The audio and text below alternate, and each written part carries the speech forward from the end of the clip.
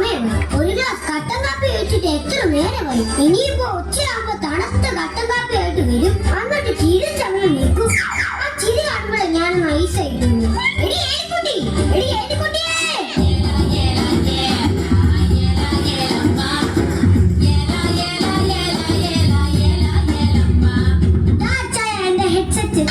ചെവി പഞ്ഞു വെച്ച് അതാ ചായ കാലത്ത് ചൂടുവെള്ളം വീണു. എടി ഏലിക്കുട്ടി, കാലിൽ ചൂടുവെള്ളം വീണതിന് എന്തിനാണ് ചെവി പഞ്ഞു വെക്കുന്നത്? അതിന് എന്റെ കാലിലല്ല ചൂടുവെള്ളം വീണത്, നിങ്ങളുടെ അമ്മച്ചിയുടെ കാലില.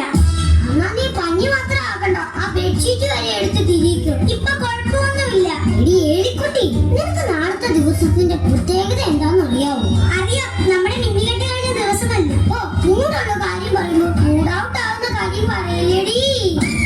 നാളെ ക്രിസ്മസാ, അത് ആഘോഷിക്കാൻ നമ്മുടെ പിള്ളേരെന്നെ തൂടി. എന്താ ചായ, പിള്ളേര് വരുന്ന ദിവസമല്ലേ, ആ മുടിയൊന്ന് ഡൈ ചെയ്തൂടെ? ഒന്ന് പോടിയുണ്ട്. പിള്ളേര് വരുമ്പോ അമ്മച്ചിയുടെ കൂടെ നിൽക്കുന്ന ദുൽഖർ സൽമാൻ ഏതാന്ന് ചോദിക്കും.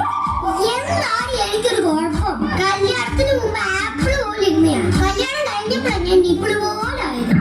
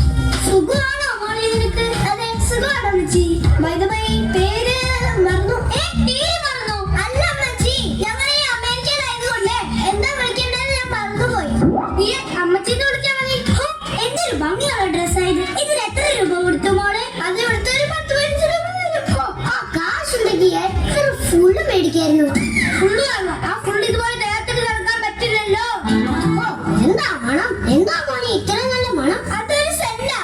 ഒരു സെന്റിന് ഇത്രയും നല്ല മണമാണെങ്കിൽ ഒരു ഏക്കറിന് എന്തായിരിക്കും മണം? അമ്മച്ചി, രണ്ടണീന്ന് നമ്മുടെ സണ്ണിക്കുട്ടനെ വെക്കി.